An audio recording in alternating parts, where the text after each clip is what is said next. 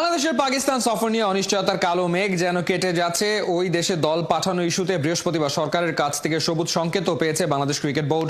তবে মুস্তাফিজের আইপিএলে যাওয়া ইস্যুতে জল ঘোলা কম হচ্ছে না, যদিও পিএসএল এর জন্য ঠিকই বিসিবির এনওসি পেয়ে গেছেন সাকিব আল হাসান। সাইফুল রূপকের রিপোর্ট। বাংলাদেশ দলের একসময় ড্রাইভার প্রাণভোমরা এখন নানা জটিলতায় পড়ে যেন পেছনের সিটের প্যাসেঞ্জার। আইপিএল আর পিএসএল নিয়ে মুস্তাফিজ আর সাকিব নতুন করে আলোচনায়। টানা বেশ কটা মৌসুম এই দুজনই ইন্ডিয়ান প্রিমিয়ার লিগের মঞ্চে বাংলাদেশকে প্রতিনিধিত্ব করেছিলেন। সবশেষ নিলামের দল মেলেনি কারোই, যদিও বুধবার আচমকাই দুই দেশের লিগ থেকেই ওদের ডাক পড়েছে। দিল্লি আর লাহোর দুজন যাচ্ছেন দুই শহরের ফ্র্যাঞ্চাইজিতে। রাউন্ড রবিন লিগের শেষ 3 ম্যাচের জন্য কাটার মাস্টারকে চায় দিল্লি ক্যাপিটালস। আইপিএল নয়, দেশ আগে। তাই তো মোটা অঙ্কের প্রস্তাব পেয়েও চট করেই যেতে পারছেন না মুস্তাফিজ। 17 ও 19 মে শারজায় আরব আমিরাতের বিপক্ষে জোড়া টি20 শেষেই ভারতের বিমান ধরতে হবে ফিজকে। সেক্ষেত্রে 21 ও 24 মের ম্যাচেই বাংলার পেসারের সার্ভিস নিতে পারবে প্লে অফের দৌড়ে থাকা দিল্লি ক্যাপিটালস।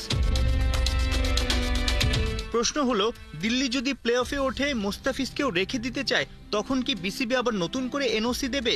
তেমন পরিস্থিতি যদি তৈরি হয়ও 2 ম্যাচের বেশি আইপিএলে থাকা হবে না ফিজের, কারণ 27 মে থেকেই পাকিস্তান বাংলাদেশ টি20 সিরিজ গড়ানোর সম্ভাবনা।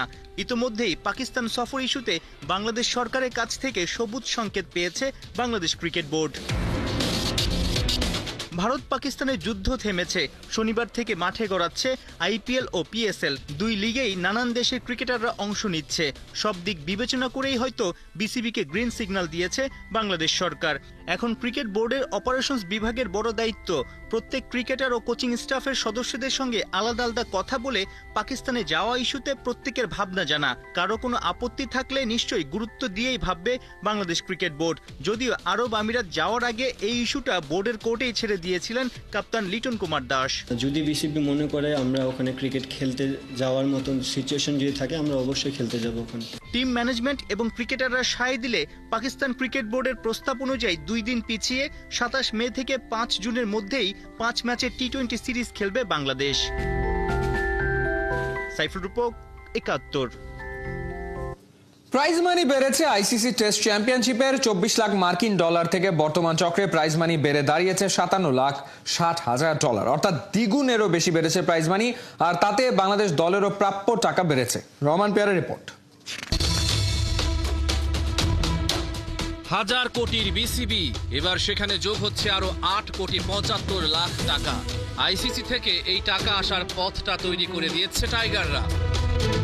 টেস্ট চ্যাম্পিয়নশিপের জন্য রেকর্ড প্রাইজ মানি ঘোষণা করেছে আইসিসি। চ্যাম্পিয়ন দল পাচ্ছে 36 লাখ মার্কিন ডলার। আগের 2 আসরে চ্যাম্পিয়ন দলের জন্য ছিল 16 লাখ ডলার, আর রানার্স আপ দল পাবে 21 লাখ মার্কিন ডলার। 11 জুন লর্ডসে অনুষ্ঠিত হবে টেস্ট চ্যাম্পিয়নশিপের ফাইনাল খেলা। মুখোমুখি হবে সাউথ আফ্রিকা ও বর্তমান চ্যাম্পিয়ন অস্ট্রেলিয়া।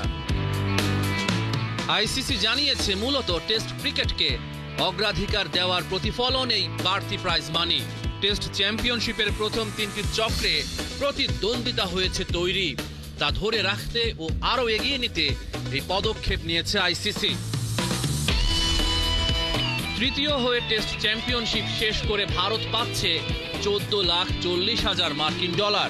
চতুর্থ স্থানে থাকা নিউজিল্যান্ড পাচ্ছে 12 লাখ মার্কিন ডলার। 5-এ থাকা ইংল্যান্ড পাচ্ছে 9,60,000 ডলার। 7-এ থাকা বাংলাদেশ পাচ্ছে 7,20,000 ডলার। টেস্ট চ্যাম্পিয়নশিপের আগের 2 চক্রে বাংলাদেশের পারফরমেন্স খুব একটা ভালো ছিল না। 2019-21 চক্রে কোনো ম্যাচ না জিতে নবম হয়েছিল টাইগাররা। 2021-23 চক্রে একটি জয় নিয়ে আবারও তলানিতে ছিল বাংলা। তবে এবার কিছুটা উন্নতি হয়েছে। মোট 12 ম্যাচ খেলে 4টি জয় এসেছে। পাকিস্তানের মাটিতে সিরিজ জয়কে এই চক্রে বড় অর্জন হিসেবে ধরা হচ্ছে। রহমান পেয়ার, 71। আইপিএল এ দল পেতে না পেতে নানামুখী প্রতিকূলতার মুখোমুখি মুস্তাফিজুর রহমান। একে তো বিসিবির এনওসি মিলবে কিনা সে শঙ্কা রয়েছে, সাথে যোগ হয়েছে ভারতে ওঠা বয়কট দিল্লি ক্যাপিটালস ট্রেন্ড। মূলত বাংলাদেশের সাথে ভারতের চলমান সম্পর্কের নিরিখে মুস্তাফিজকে দলে দেখতে চান না দিল্লির সমর্থকরা। বিস্তারিত পার্থবণিকের রিপোর্টে।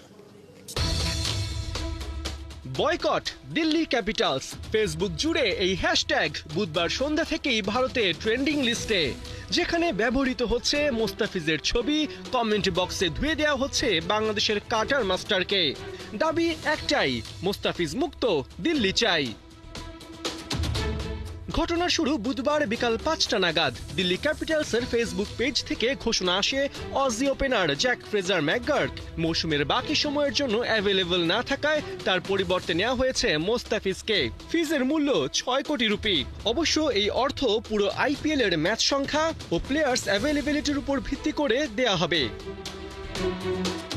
কিন্তু ঘটনা উল্টাতে সময় লাগেনি। কিছুক্ষণ বাদেই সংযুক্ত আরব আমিরাতের উদ্দেশ্যে মোস্তাফিজ রওনা দেন দলের সঙ্গে। যাবার আগে টুইটে জানান, সংযুক্ত আরব আমিরাতের বিপক্ষে খেলতে তাদের দেশে রওনা হচ্ছি, আমাকে দোয়ায় রাখবেন। মূলত এরপরেই কানাঘুষা শুরু হয়। তবে কি মোস্তা আইপিএল খেলছেন না? দিল্লি কি মোস্তাফিজের সূচি সম্পর্কে অবগত নয়, নাকি মোস্তাফিজই দিল্লিকে ভুল তথ্য দিয়েছেন?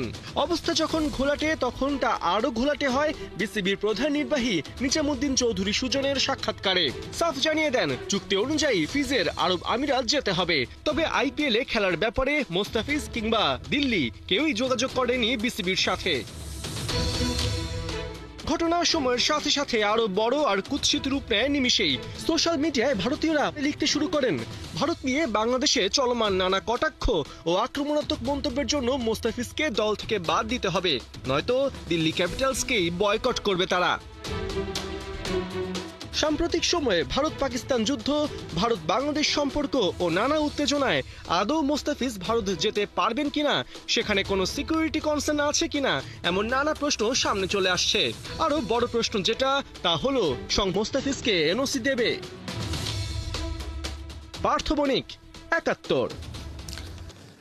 সাউথ আফ্রিকার মার্জিং টিমের বিপক্ষে তৃতীয় আনঅফিসিয়াল ওয়ানডে খেলতে মাঠে নামছে বাংলাদেশি মার্জিং টিম। রাজশাহীতে ম্যাচ শুরু শুক্রবার সকাল 9টায়। 3 ম্যাচের সিরিজে প্রথম 2টাতে একটা করে জয় আছে প্রতি দলের। 2টি ম্যাচই হয়েছে হাড্ডাহাড্ডি। প্রথম ম্যাচে সাউথ আফ্রিকার দেয়া 301 রানের টার্গেট তাড়া করে জেতে বাংলাদেশ। পরেরটাতেও চেস করার মিশন ছিল টাইগারদের, তবে 332 রান তাড়া করে 10 রানে হারে ম্যাচটা। বাংলাদেশ সিঙ্গাপুরের ম্যাচে গ্যালারিতে দর্শক টানতে 2 ঘন্টা আগে থেকে ঢাকা স্টেডিয়ামের ভেতরে বাইরে বিশেষ আয়োজন তো থাকছেই। 8 বিভাগীয় শহরেও পাবলিক এনগেজমেন্ট বাড়াতে অভিনব পরিকল্পনা বাস্তবায়ন করতে যাচ্ছে বাফুফে। টার্গেট একটাই, ফুটবলকে কাজে লাগিয়ে আয় করতে চায় ফেডারেশন, যা খরচ হবে খেলা আর খেলোয়াড়দের জন্যই। সিঙ্গাপুর ম্যাচের আগে বাফুফের পরিকল্পনা এক্সক্লুসিভ বেশ কিছু খবর খেলাযোগের হাতে, যার 4র্থ পর্ব খালিদ জামিলের রিপোর্টে।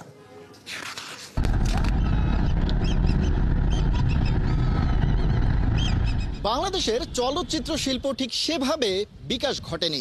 বছরে হাতে গোনা কয়েকটা সিনেমা হয়তো হয় ভালো মানের, যেগুলো হলে গিয়ে দেখতে পারে বাংলাদেশের সাধারণ মানুষ। কিন্তু এই বড় পর্দার সঙ্গে সাধারণ বাংলাদেশিদের একটা অন্যরকম ভালোবাসা রয়েছে। ধরা যাক সাকিব তামিমদের খেলা, ক্রিকেটে সেই খেলা আপনিও হয়তো দেখেছেন কোনো শিক্ষা প্রতিষ্ঠানে গিয়ে, সেই জায়ান্ট স্ক্রিনে, অথবা রাস্তার ধারের কোনো এক বিলবোর্ডে। আর ফুটবল বিশ্বকাপ অর্থাৎ ফিফা ওয়ার্ল্ড কাপে মেসি রোনালদোদের খেলা হলে তো কথাই নেই। সেই জায়গায় প্রতিটা পাড়া মহল্লার মানুষ হয়তোবা দেখেছে, জায়ান্ট স্ক্রিন টানিয়ে উদযাপন করেছে ফুটবল। আর বাংলাদেশের মানুষ তাদের নিজের দেশের নিজেদের ফুটবলারদের খেলা জায়ান্ট স্ক্রিনে দেখতে, তা কি করে হয়? আর বাফুফে সেই বিষয়টা মাথায় রেখেই এবারে নিয়ে এসেছে বাংলাদেশ সিঙ্গাপুর ম্যাচকে ঘিরে একটা ধামাকা পরিকল্পনা। বাংলার মানুষের প্রাণের খেলা ফুটবল। 1000 কিলোমিটার দূরে লাতিন আমেরিকান কোন দেশের জন্য যে জাতি এতটা উন্মাদনা দেখাতে পারে, তারা ঘরের ছেলেদের বরণ করায় নয়া মাইলস্টোন সেট করবে, সেটাই তো স্বাভাবিক। হামজা চৌধুরী সেটা বুঝতে পেরেছেন। বাংলাদেশ সিঙ্গাপুর ম্যাচে আরো ভালোভাবে পারবেন, কারণ হোম ক্রাউডের সামনে এই প্রথম খেলতে চলেছেন লাল সবুজের পোস্টার বয় আর ইংলিশ প্রিমিয়ার লিগের লেস্টার বয়। কিন্তু ঝামেলা একটা আছে। 10 জুন ঢাকা ন্যাশনাল স্টেডিয়ামের মাঠে এফসি বাছাইয়ের খেলা যখন গড়াবে, তখন বাংলাদেশে চলবে ঈদুল আজহার 10 দিনের লম্বা ছুটি। ঈদের ছুটি শুরু হয়ে যাচ্ছে, সেই সময়টাতে চ্যালেঞ্জটা হবে ঢাকার দর্শকদেরকে মাঠে নিয়ে আসা, মানুষগুলোকে ম্যাচের সঙ্গে এঙ্গেজ করার জন্য স্পেশাল কোনো প্ল্যান আপনাদের আছে কিনা? স্টেডিয়ামের ধারণ ক্ষমতা 18,000 প্লাস সিট গ্যালারি, আর ভিআইপি টিআইপি মিলে হয়তো আরও 2-3 হাজার হবে ম্যাক্সিমাম। বাট ফুটবলের ফ্যানের সংখ্যা থেকে অনেক বেশি। সো সেই জন্য, এবং আপনি যেটা বললেন, যেহেতু ঈদের সময় হয়ে যাচ্ছে, ঈদে আমরা জানি যে অনেকেই কিন্তু ঢাকার বাইরে যাবে, তাদের দেশের বাড়িতে থাকবে। সো তাদের কথা মাথায় রেখে প্রথমবারের মতো ফুটবল ফেডারেশনের পক্ষ থেকে আমরা 8টি বিভাগীয় শহরে, সেখানে শুধু খেলাই দেখানো হবে না, সেটাও যেন একটা ভালো অভিজ্ঞতা হয়, খাওয়া দাওয়ার ব্যবস্থা থাকবে, যেন সবাই এসে স্বতঃস্ফূর্তভাবে একদিকে খেলাটাও দেখবে, আবার একটা ঈদের যে আমেজ আছে সেই আমেজে একটা সেলিব্রেশন করার একটা সুযোগ পাবে। কিন্তু কঠিন এই কাজ কিভাবে পরিচালনা করবে ফুটবল ফেডারেশন? উত্তরটা খুঁজেছে খেলাযোগ, জানতেও সময় লাগেনি।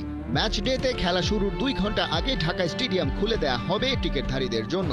তাদের বরণ করে নেয়ার অংশ হিসেবে একজন হোস্ট ইনফিল্ড শুরু করবেন ব্রডকাস্টারদের লাইভ প্রোগ্রাম। নিজের সাথে যুক্ত করে নেবেন একে একে 5 গেটে থাকা সমান সংখ্যক কো হোস্টকে। ব্রডকাস্ট কোয়ালিটি আর কন্টেন্টে আনা হবে ভিন্ন মাত্রা, আর সেখানে ফুটবল ছাড়াও হবে উদযাপনের আরও অনেক উপকরণ।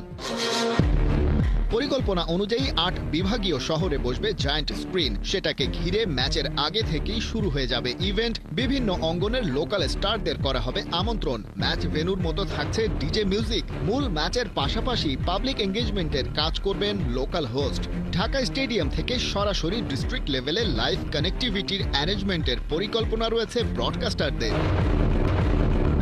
সেন্ট্রালাইজড একটা ব্যাপার, যেহেতু আপনারা এক্সপেক্ট করছেন যে সেখানেও অনেক মানুষ জড়ো হবে, যখন বাংলাদেশের ফুটবলটা আলাদা একটা ব্র্যান্ডিং লেভেলে চলে গেছে তারকাদের কারণে, মেনটেন করতে গেলে তো প্রচুর লোকবলেরও দরকার হবে। সেটা কি বাফুফের এই মুহূর্তে আছে কিনা, বা সেটা আপনারা মেনটেন করবেন কিভাবে? দেখুন, ইতিমধ্যে কিন্তু আমরা এই ব্যাপারে দুটো কাজ করেছি। আমরা একদিক দিয়ে একটি টেন্ডার কল করেছি, যেখানে প্রফেশনাল ইভেন্ট ম্যানেজমেন্ট কোম্পানি আসবে, যারা এই ধরনের কাজ এক্সিকিউট করার অভিজ্ঞতা আছে, নাম্বার 1। একই সাথে আমরা কিন্তু বিভিন্ন স্পন্সরের সাথে কথা বলছি যে তারা তাদের পৃষ্ঠপোষকে আমাদের জন্য এই কাজটা করে দিতে পারে কিনা। গিয়ে ইমপ্লিমেন্ট করার দায়িত্ব আমাদের নয় সরাসরি, আমাদের দায়িত্ব হচ্ছে প্ল্যানিং করা এবং রেগুলেট করা, অর্থাৎ জিনিসটাকে সুন্দরভাবে করা হচ্ছে নাকি।